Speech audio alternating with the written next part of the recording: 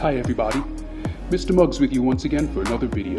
This time I'm going to share with you my experiences with my damaged rims. About 6 months ago, I was driving in Orlando and, well, let's back up a little bit. I noticed in my garage that I had 2 damaged rims and a little bit of damage on my tires on the passenger side.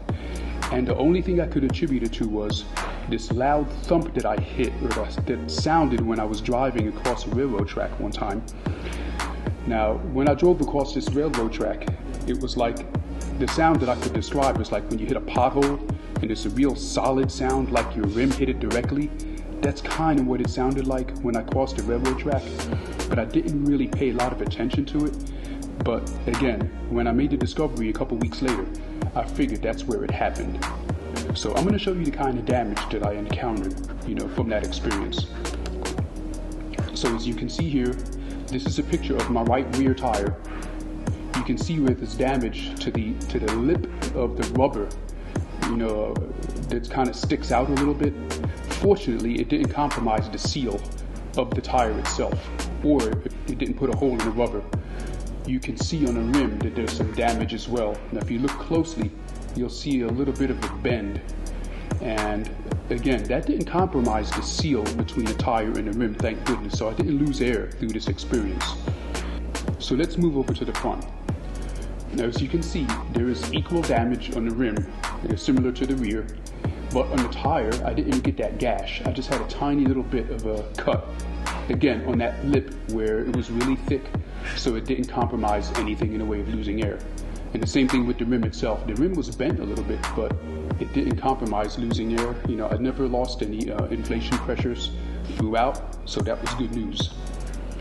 So next, I put the 2 damaged wheels in my SUV in preparation to take them over to a place called Dr. Rim here in Orlando. And that's at 11124 Satellite Boulevard, in case you want to know about it. But from another angle, you can see the gash in the tire. I went and removed it because it was just going to be hanging and flipping in the wind, and I didn't want it to get worse, so I went and cut it out. And it's been fine, ever since. But you can see the bent rim from another angle. You can see how bad it looks. And this is definitely something that needs to be repaired. Now, if you look at the front wheel, you'll see that damage again from a different angle. You'll see the gash over there in the rubber, not as big as the first one. But in addition to that, more recently, I hit a curb at a recent show, and it took that I guess you could say that road rash about 90 degrees around that rim.